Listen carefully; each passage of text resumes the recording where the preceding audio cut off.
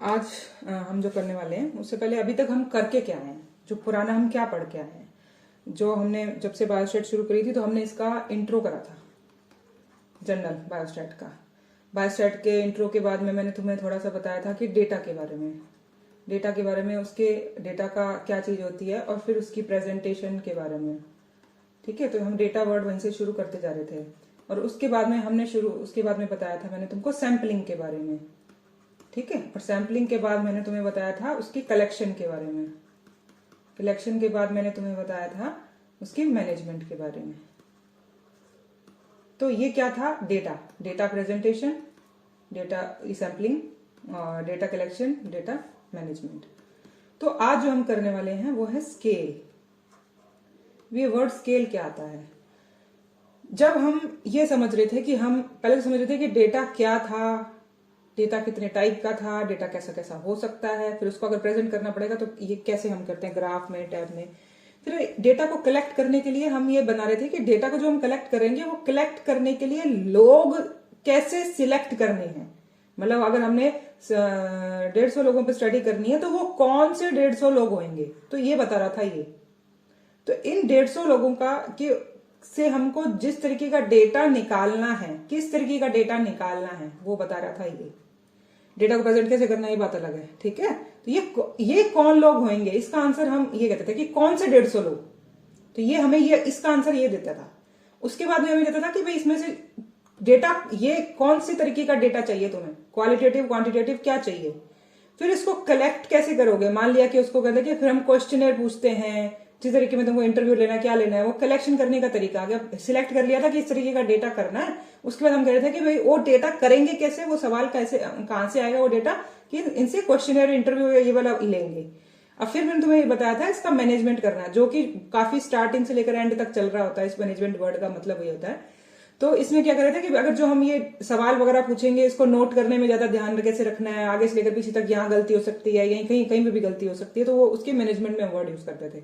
अब ये हो गया कि अभी तक हमने कर लिया कि हमने लोग सिलेक्ट कर लिए, कौन कौन से लोगों पे 150 लोग हमारे सिलेक्टेड हैं, किस पे हमने स्टडी करनी है।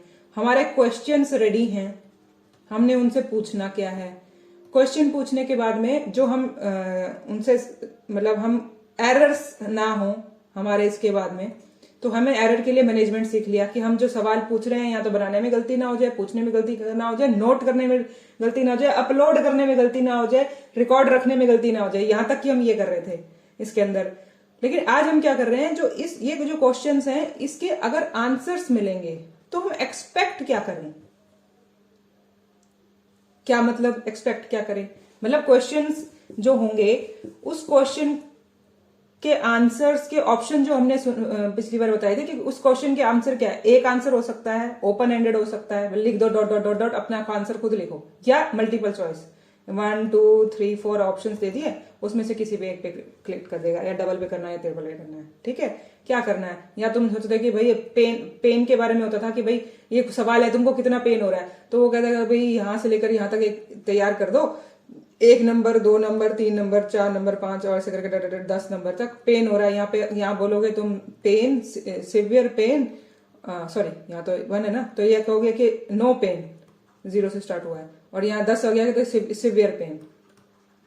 तो इसका मतलब कि ये अब जो हम आंसर्स तैयार कर रहे हैं, ये आंसर्स तैयार करते वक्त हमें क्या ध्यान रखना है, क्या ये कैसे ये स्केल्स बनते हैं, इसे कहते हैं स्केल्स।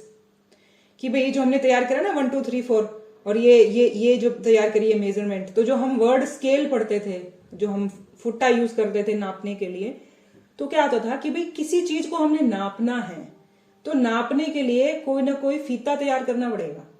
अब हम क्या नापते हैं, टेबल नाप लिया, तो टेबल नापने के लिए हमारे पास मेजरमेंट टेप है, ऐसे करके जो हम वैसे ना रहे तो स्केल है उसके लिए। तो इसका मतलब हम जो ये सवाल पूछ रहे हैं, इन सवालों के जवाबों को नापने के लिए एक स्केल्स तैयार होंगे कुछ, और वो स्केल कैसे होते हैं, उस स्केल्स के बारे में क्या, किस तरीके के स्केल्स को कैसे तुम मानोगे उसके अंदर।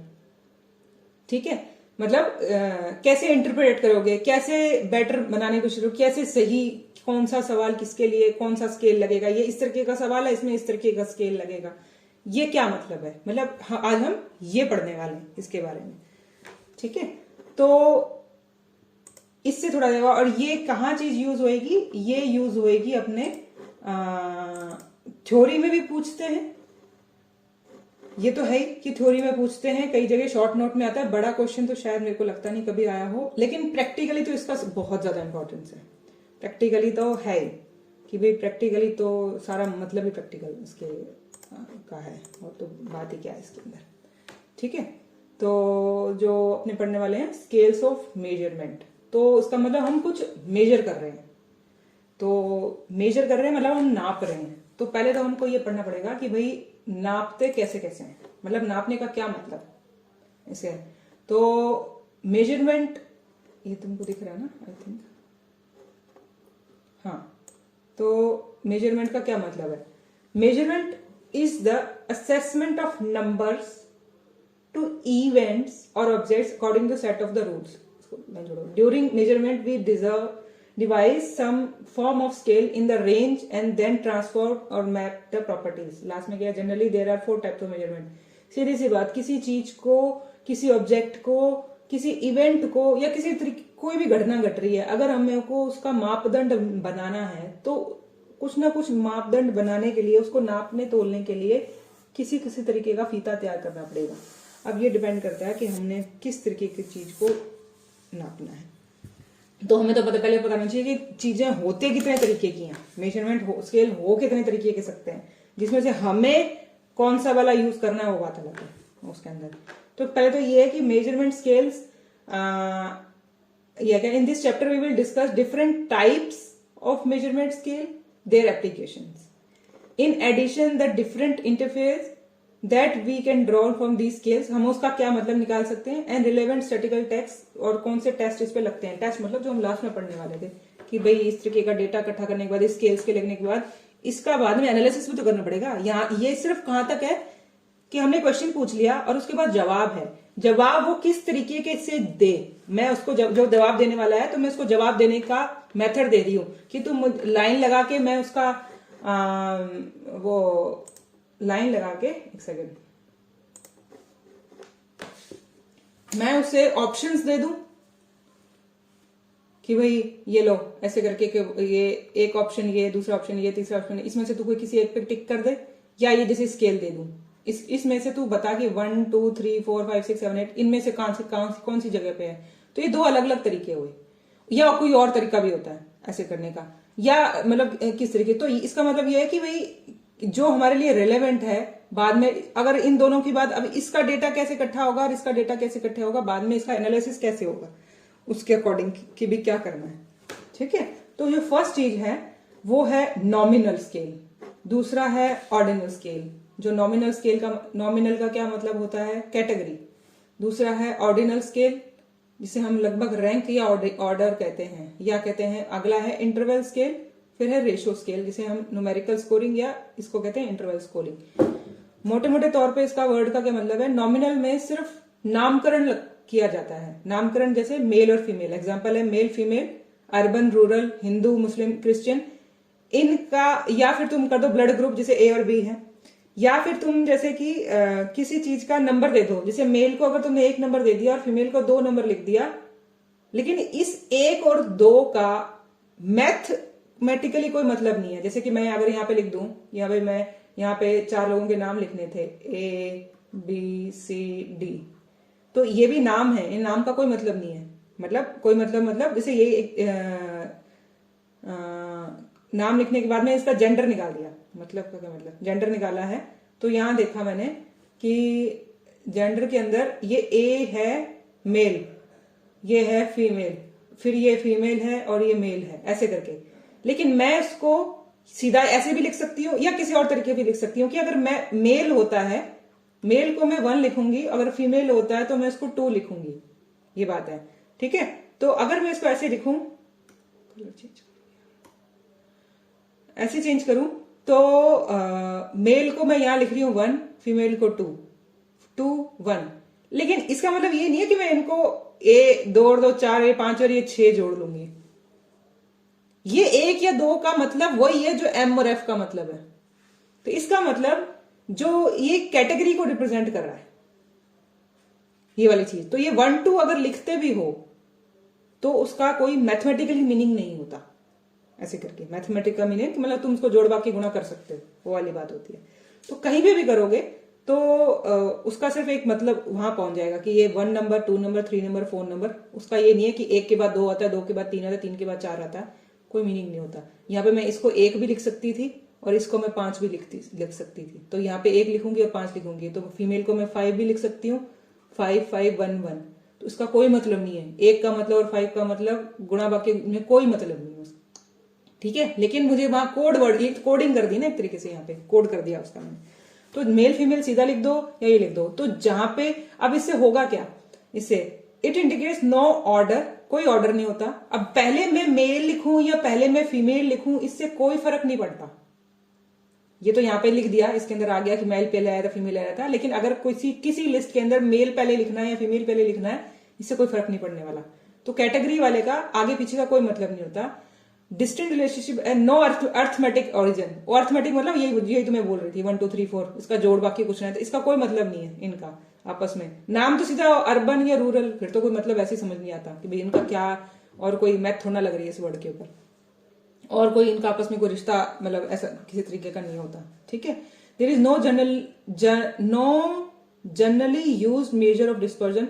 वैसे बहुत कम, आगे जो हम पढ़ेंगे वहां पे ये चीज सबसे लो मानी जाती है।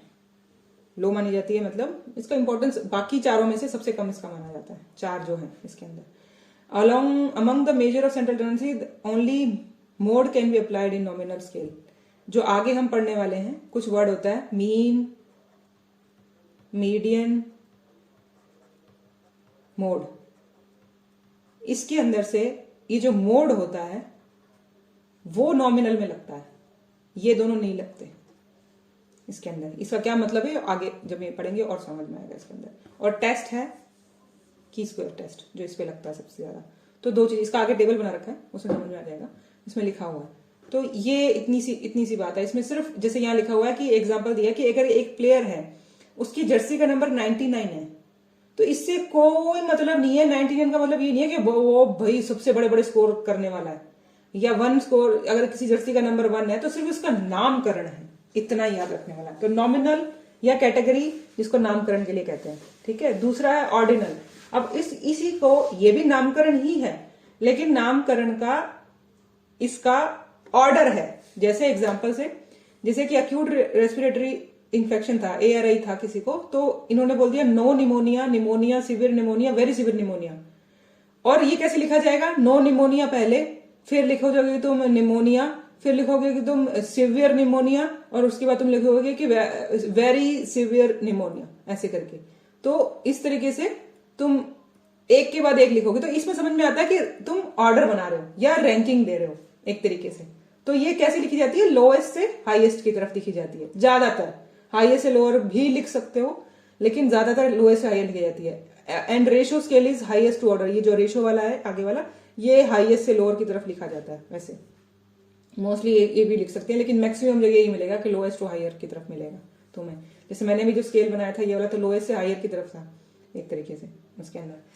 तो अब क्या है, रैंक। इसका मतलब इसमें एक तरीके की रैंकिंग है, लेकिन इसका भी वही हाल है कि तुम जोड़ बाकी गुणा भाग नहीं कर रहे इसके ऊपर। तो ये एक तरीके की रैंकिंग चल रही है, जिसका सच में आपस में मैथमेटिकल कोई मीनिंग नहीं है। क्योंकि इसको तुम ये भी लिख सकते हो, first grade, second grade, third grade और 4th ग्रेड। लेकिन इस फर्स्ट, सेकंड, थर्ड, 4 को तुम आपस में जोड़ नहीं सकते, गुणा नहीं कर सकते, कुछ नहीं कर सकते। ये सिर्फ कैटेगरी है, कैटेगरी से तरीके से उसको बनाने के। लेकिन ये एक के बाद दूसरी आ रही है एक तरीके से, मतलब ऑर्डर है। वैसे तो फर्स्ट, सेकंड, थर्ड, 4 हमने यहाँ पे भी लिखा था। फर्स्ट, सेकंड, थर्ड, 4 हम यहाँ पे भी लिख दें, ये भी सीख जगह फर्स्ट, सेकंड, थर्ड, 4 लिख दें जो हमने यहाँ लिखा है। लेकिन ये ऑर्डर में लिखी हुई होंगी तो दिखेंगी ऐसी नंबर, लेकिन ऑर्डर वाइज। ये इसका कोई मतलब नहीं है, इसमें ऑर्डर बन ही नहीं सकता, क्योंकि ये तो है ही कैटेगरी। तो अगर वो ऑर्डर में बन रहा है तो वो ऑर्डिनल स्केल है, कि इसके बाद ये आएगा, इसके बाद ये आएगा। इसको तुम ऊपर नहीं लिख सकते, इसको तुम नीचे नहीं लिख सकते, इसको तुम ऐसे ही लिखोगे। लेकिन इसमें कैटेगरी में किसी को भी ऊपर लिख दो, किसी को भी नीचे लिख दो, वो चलेगा, ठीक है। तो उसका मतलब यही है। ये रहा, ordinal scales only permit ranking of items from highest to lowest. thus use of this scale implies statement of greater than or lesser than without being able to state how much greater, how much lesser. हाँ, ये वाली है. मतलब इसमें ये भी नहीं होता कि भाई जैसे no pneumonia, pneumonia, severe pneumonia और वेरी जो सिवियर निमोनिया है, तो नो निमोनिया और निमोनिया के बीच में कितना फर्क है. मतलब नो निमोनिया बोलोगे और निमोनिया बोलोगे, लेकिन निमोनिया के बाद सिवियर निमोनिया और उसके बाद वेरी सिवियर निमोनिया, ये क्या चीज है. मतलब इसमें क्या फर्क होगा. जैसे कि तुम इसको ऐसे बोल दो, या जैसे normal pre hypertension stage 1, stage 2, stage 3, इसको तुम पैसे से समझो. जैसे कि हम बोलते हैं कि भाई मैं पुअर हूं, जैसे लोअर क्लास, मिडिल क्लास या अपर क्लास है ना, और हायर अपर क्लास. तो लोअर क्लास कितना है या पुअर पर्सन कितना है, वो है कि भाई जिसका 10,000 रुपये महीना भी नहीं आ रहा, 10K भी नहीं आ रहा. मिडिल क्लास को हम बोलते हैं कि भाई 50K तक बन जाता है, 10K से 50K तक जिसका बन जाता है. अपर वाला हाँ भाई मतलब एक देखिए जाए तो 2 लाख रुपए महीना या लाख रुपए महीना कमाने वाला, 1 लाख रुपए कमाने वाला, वो अपर क्लास तक है, रेंज तक. लेकिन तुम ये देखो कि लोअर से मिडिल के बीच में ये जो है ये हजारों का फर्क है, लेकिन उसके बाद में ये और इसमें लाखों का फर्क आ गया एक तरीके से. तो ये जो 10K था, 10K के बाद ये 50K तक तो मिडिल क्लास बोलते हैं कि महीने का 50,000 रुपए कमा रहा है. लेकिन अपर क्लास 2 लाख रुपए महीना तुम करा रहे हो, 2 लाख कमाने वाला है, उसको तुम बोल रहे हो कि अपर मैं क्लास बोलूंगा. तो यहां पे फर्क बहुत ज्यादा हो गया ये वाला. तो ये जो है कि भाई ये जरूरी नहीं है कि तुमने रैंक दी है वो ऑर्डर तो है, लेकिन उनके बीच में इक्वल डिस्टेंस आएगा, ये नहीं, ये मतलब नहीं होता उसका. ठीक है, तो ये उसके अंदर जरूर बताया है कि उसके कौन ग्रेटर, हाउ मच ग्रेटर ही, और या हाउ मच लेसर, ये समझ नहीं आता उसके अंदर. ठीक है, तो इट कैन बी ग्रुप्ड और रैंक्ड. ये ग्रुप का मतलब ये सारा लोअर क्लास, मिडिल क्लास, ये लिख दिया, ये ग्रुप है एक तरीके से. या फिर रैंक्ड मतलब पहले नॉर्मल, फिर प्री, फिर हाइपरटेंसिव, हिटेंसिव है, 1, 2, 3, 4 स्टेज, इस तरीके से बोलते हैं. और इसमें से तुम ये देख रहे हो कि इसका मतलब ये भी क्वालिटी को बता रहा है, क्वालिटी उसकी, और ये भी क्वालिटी को बता रहा है. आगे जो दो हैं वो उसकी क्वांटिटी को बताएंगे, क्यूटी को, ये बताने वाले. जैसे क्योंकि इसमें नंबर आने लग जाएंगे आगे. इंटरवल ऑर्डरिंग, जैसे इसमें कोई इंटरवल नहीं था, एक तरीके से कोई इंटरवल सही ढंग से नहीं चल रहा था कि 10 के बाद 50, 50 के बाद 2 लाख ही पहुंच रहा है सीधा. तो इसके अंदर जो आएगा वो इंटरवल आएगा. Similar to ordinal scale, here data are placed in meaningful order and in addition they have definite interval between them.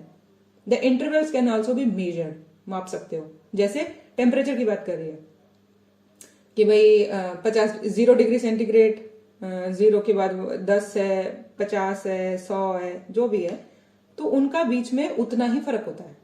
ये बराबर बराबर चल रहा है, मतलब 1 2 3 4 5 6 7 10 हो गया, 1 2 3 4 ऐसे करके 10. तो ये जो मतलब है, या तुम 100 तक डिग्री, हर एक डिग्री का आगे तक बढ़ रहा है, और हर एक डिग्री पे 1-1 डिग्री बढ़ रही है ऐसे करके. तो इन दोनों में जो फर्क है, जैसे इसको बोलोगे यूं नहीं, इसको बोलोगे 0 से 10, 10, और इसको तुम यहाँ बोलोगे 20. यार मैं इसको लिख दूं, अगर इसको स्केल बनाने के ऐसे बना के 20, उसके बाद मैं लिखूंगी इसको 30, बीच में डॉट डॉट डॉट छोड़ दिया मैंने. अगर इसको 0 से लेकर 30 तक सीधा लिखूं तो भी है. तो यहाँ पे भी जो इंटरवल है वो बराबर है किसी भी तरीके से.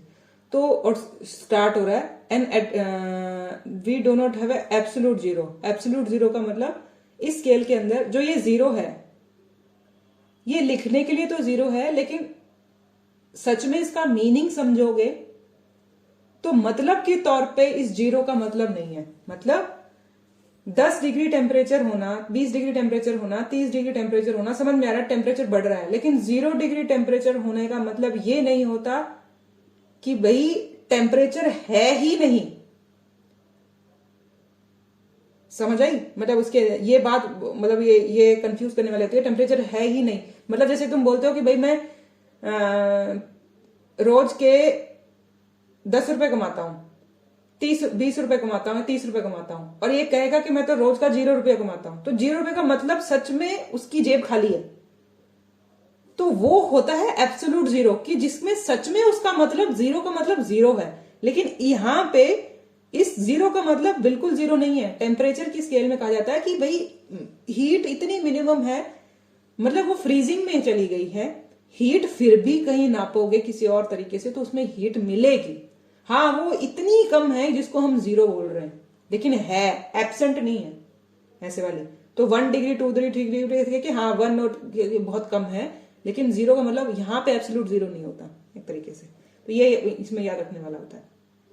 दूसरी चीज आगे है रेशो स्केल, या कहते हैं न्यूमेरिकल वाला इसका स्कोरिंग का, जैसे बोला था यहाँ पे होती है एब्सोल्यूट जीरो, यहाँ पे मिलेगा तुमको absolute zero. Meaningful ratios do exist, most biomedical variables are in ratio scale, जो हमारे मोस्टली बायोमेडिकल मिलते हैं रेशो स्केल में मिलता है। वेट इन ग्राम्स और पाउंड्स, टाइम इन सेकेंड्स और days, blood pressure in mmHg and pulse rate, that are all ratio scale data होता है, रेशोस में पाया जाता है। नाम बस न्यूमेरिकल याद रखना, नंबर फॉर्म में होता है। ये रेशो वर्ड थोड़ा कंफ्यूज करता है मुझे भी, न्यूमेरिकल फॉर्म में होता है, नंबर फॉर्म में हो रहा है यहाँ पे। केल्विन स्केल एक नाम होता है इसी के अंदर, is the only temperature scale that follows ratio scale in which zero, के का मतलब zero indicates an absolute absence of heat. Here molecules have stopped vibrating, ये वाला होता है। Just as zero pulse rate indicates an absolute lack of pulse. Therefore, it is correct to say that a pulse rate of 120 is twice as fast as rate of 60. इसमें और इसमें यही फर्क है कि भाई इसमें एब्सोल्यूट जीरो नहीं है और बाकी नंबर चल रहे हैं। इसमें एब्सोल्यूट जीरो है, नंबर तो इसमें भी चल रहे हैं, नंबरिंग तो यहाँ पे भी चल रही है।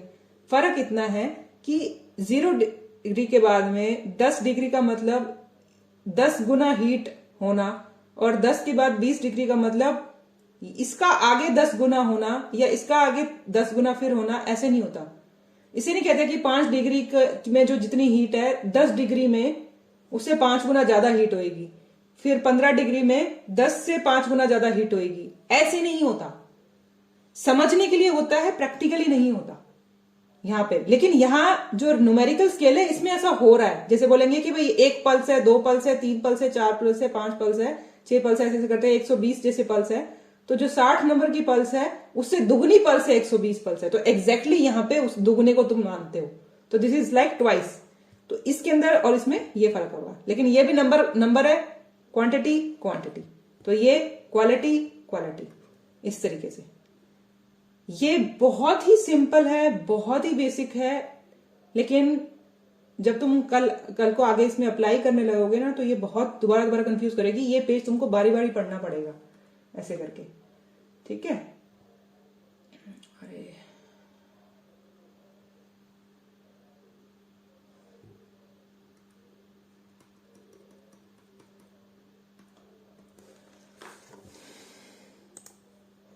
Clean clean clean, where is to clean.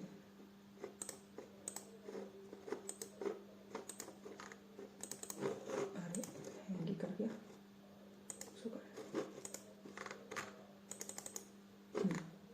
ठीक है। तो नेक्स्ट है इसका, अरे हाँ, सो क्लीन करके देखेंगे। नेक्स्ट है इसी का इन स्केल्स का,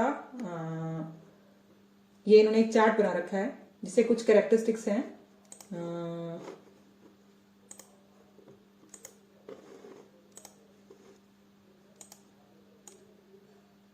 तुम्हें दिख रहा हो सही, तो इसमें इन्होंने कहा है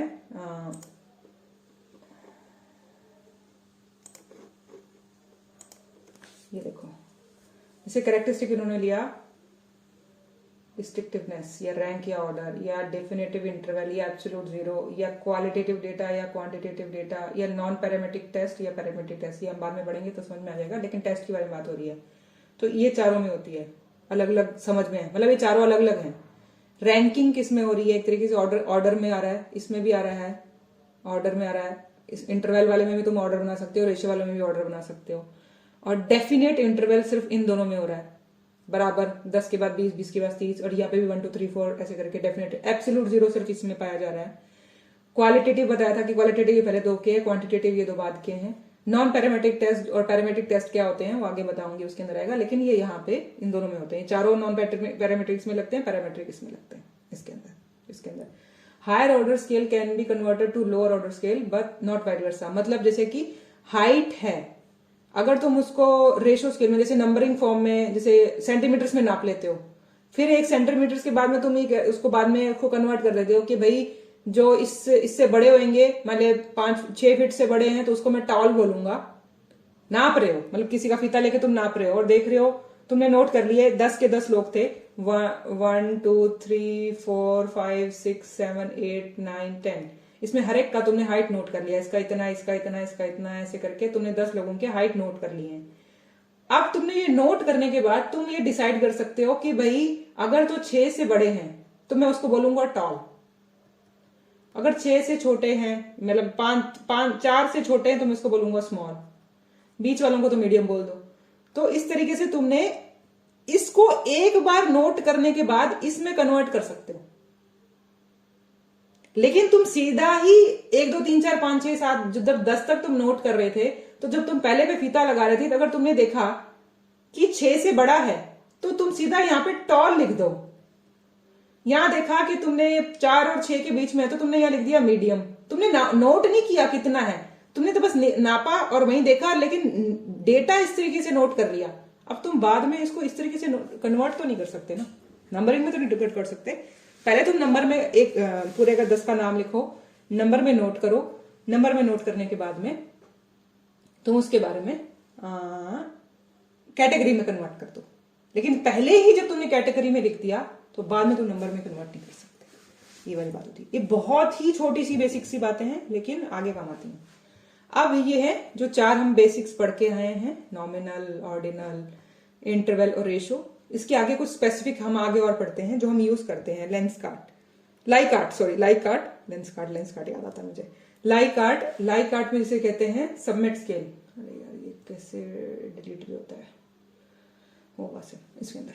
तो इसमें क्या करना है, इतना समझने के लिए कर लो कि भाई ये पूरा पढ़ोगे इससे अच्छा तो ये है कि जैसे कि हम लिखते हैं, जो तुमने पढ़ा है, एग्जाम्पल है जैसे कि इसमें हम आजकल उसमें लिखते हैं स्विगी, जोमेटो पे और बाकी चीजों पे तुमसे हमसे फीडबैक मांगते हैं कि मोबाइल पे या किसी और चीज पे, तो क्या लिखते हैं वो, स्ट्रांगली एग्री, डिसएग्री, मतलब ऐसे कि इस तरीके के ये 5 तरीके के नंबर दे देते हैं और उसका हर एक का अपना अपना मीनिंग है। जैसे कि किसी चीज पे स्ट्रांगली डिसएग्री, अनडिसाइडेड, एग्री और स्ट्रांगली एग्री, ऐसे तरीके से। ठीक है, तो तुमने इस तरीके का स्केल होगा जो लगभग 5 चीजों में डिवाइडेड होगा और 5 का अपना अलग अलग मन होगा। तो इसमें क्या होगा, यूजुअली 5 ग्रेड्स होते हैं और 5 का अलग अलग मीनिंग होता है और एक तरीके के ऑर्डर में चल रहा होता है। ये इसका आगे भी लिख सकते हैं, अनडिसाइडेड भी होता है, जैसे नाइदर एग्री, नो से डिग्री, ये भी तुम आगे लिख सकते हो। लगभग 5 में होता है, may be 3 to 7 odd number में भी होता है, लगभग होता है ऑर्ड नंबर में। जैसे कि यहाँ पे 5 है, ऐसे यहाँ पे तो 6ठा और 7वां भी लिख सकते हो, लेकिन होगा वो ऑर्ड नंबर 7 नंबर में। जैसे 3 तक भी हो सकता है, यहां तक भी हो सकता है, या 5 होगा या 7 होगा, ऐसे करके। तो ये तुमने कैटेगरीज जो डिवाइड कर रही है वो ऑर्ड नंबर वाली होंगी इस लाइक आर्ट के अंदर।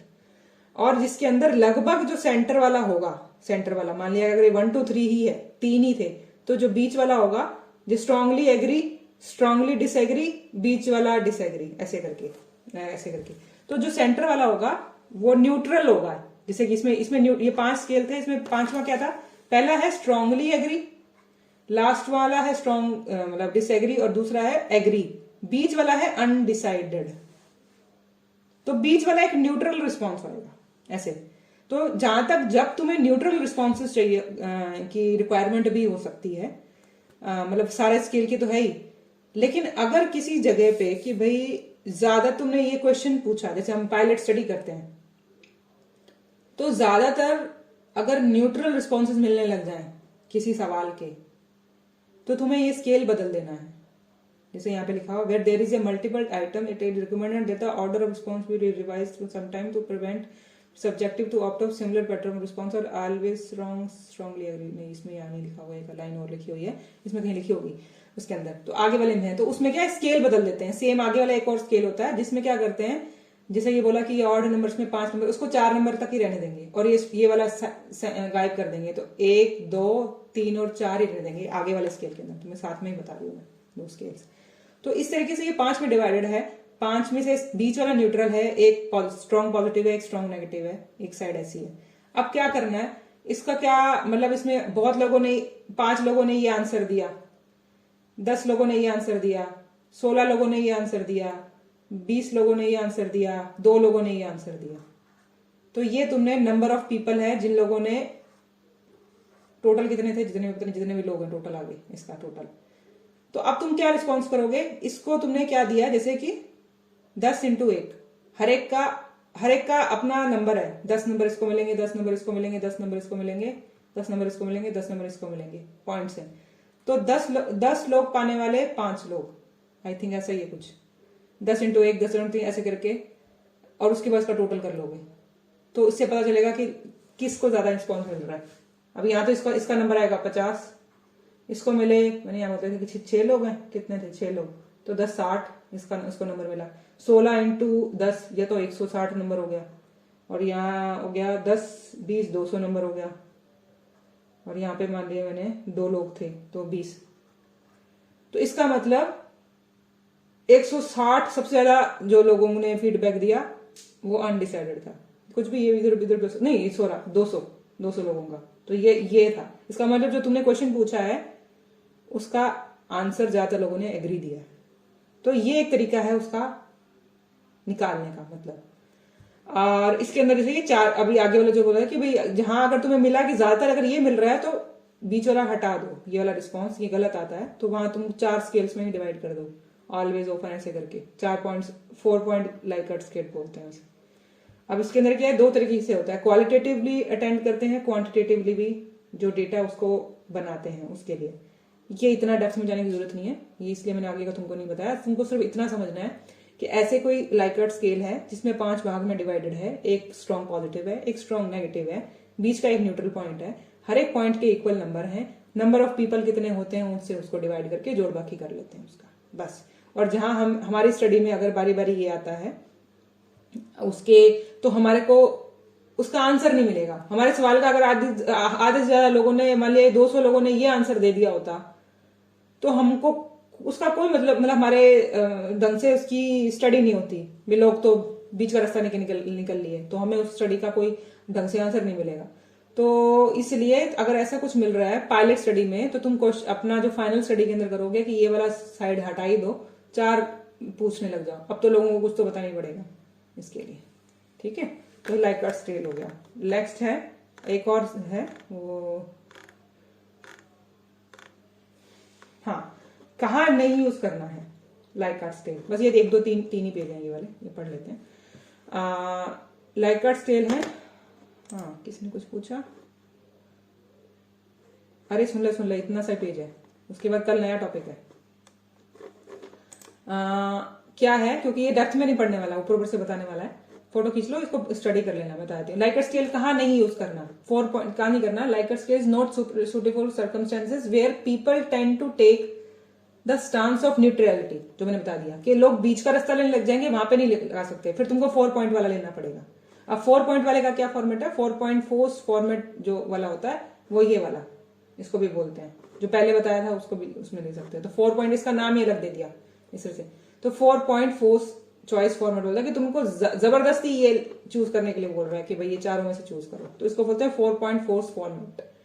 डॉकर्ट स्केल कौन सा होता है, ये हम यूज नहीं करते वैसे ज्यादातर। इसमें क्या होता है, for example while using the Likert scale a respondent might assign a ranking of 5 to numerous questions, and the researcher is led to believe that the respondent had an equal attribute towards all of them. जैसे बोला कि भाई जैसे पीछे वाले scale में क्या था कि ज्यादातर लोगों ने ये कर लिया, मतलब ये बहुत इजी सी चीजें, इसलिए 2 मिनट की बात है पर सुनने वाली बात होती है। जैसे कि ज्यादातर लोगों ने इसका आंसर दिया था, 50 थे,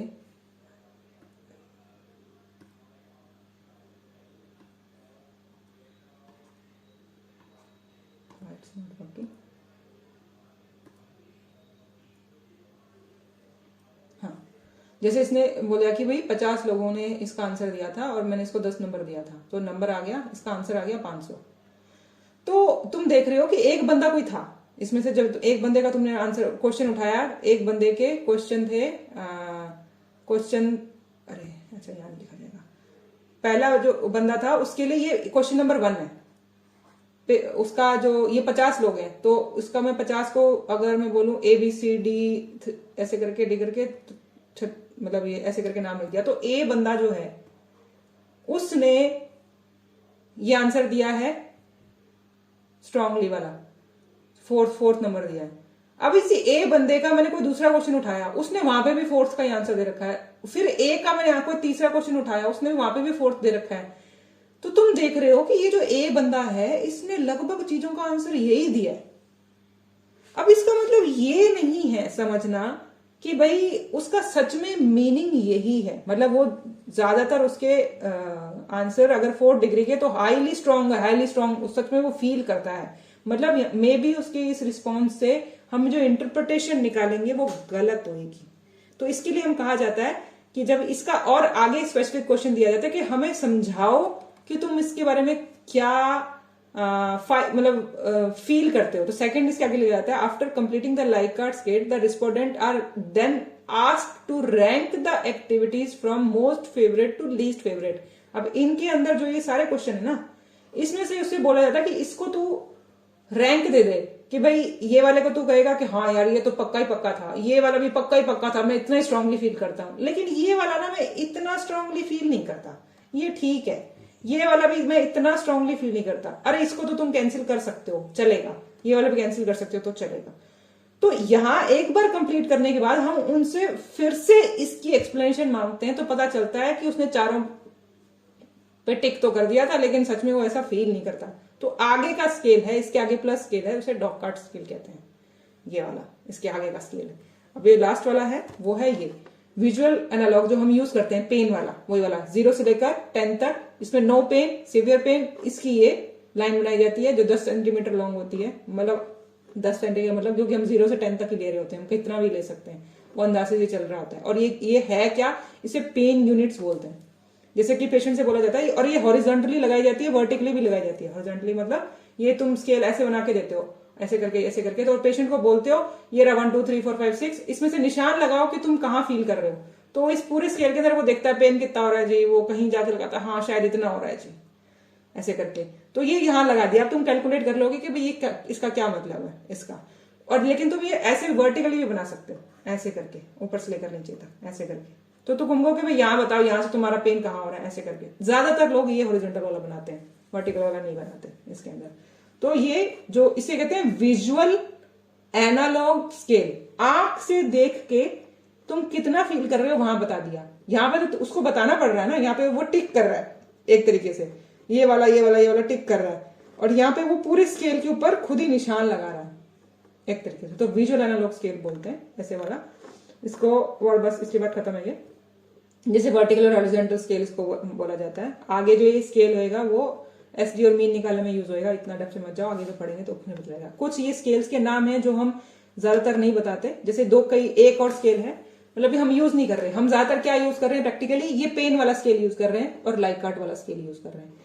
और लाइकार्ट वाले का जब ये 4 पॉइंट्स में यूज कर रहा है तो ये वाला हो रहा है, और उसके आगे और एक्सप्लेनेशन चाहिए तो डॉकार्ट वाला स्केल उसके आगे हम ऐड कराते हैं अगर कोई हमारी गड़बड़ आती है, वरना हम ये 2 स्केल तो सीधे यूज करते हैं। तो ये बाकी 2 हमारे को हेल्प करते हैं करने के नहीं करने। ये वाले जो स्केल्स हैं वो हम यूज नहीं कर रहे हैं, नाम पता है एक तरीके से, क्योंकि ये एक तरीके से एटीट्यूड बताते हैं लोगों का। अगर किसी की स्टडी में ये डिमांड है तो ये यूज कर सकते हैं, जिसमें ज्यादातर क्या होता है, ये पूरी डेप्थ में बताया नहीं हुआ, इतना सा दे रखा है बस नाम है।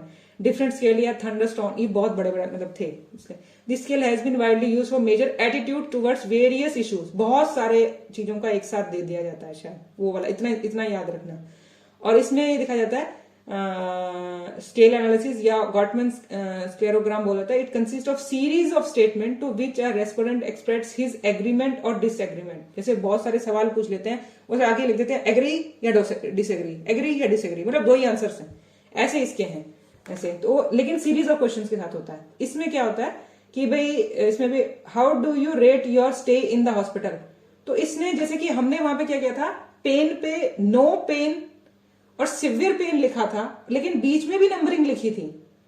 इसमें सेम ही चीज है लेकिन बीच की नंबरिंग गायब है, स्केलिंग तो वो दे रहे हैं। तो वो चाहते हैं कि तुम इंक्लाइनेशन बता दो। वो कहेगा कि भाई कंफर्टेबल था या अनकंफर्टेबल था, तुम्हारा हॉस्पिटल में रहने का स्टे कैसा सा फील कर रहे थे, तो वो बताएगा कि हाँ कंफर्टेबल था, वो कहेगा नहीं मतलब, या बीच में न्यूट्रल था, लेकिन तुमने यहाँ एक्चुअली कोई नंबरिंग नहीं लिखी है बिना नंबरिंग के। तो ये एक तरीके से ये स्केल होता है, मतलब बहुत सारे और भी बहुत सारे स्केल हैं, तो हम बथेरे स्केल्स हैं कि जैसी स्टडी होगी वैसे यूज करेंगे।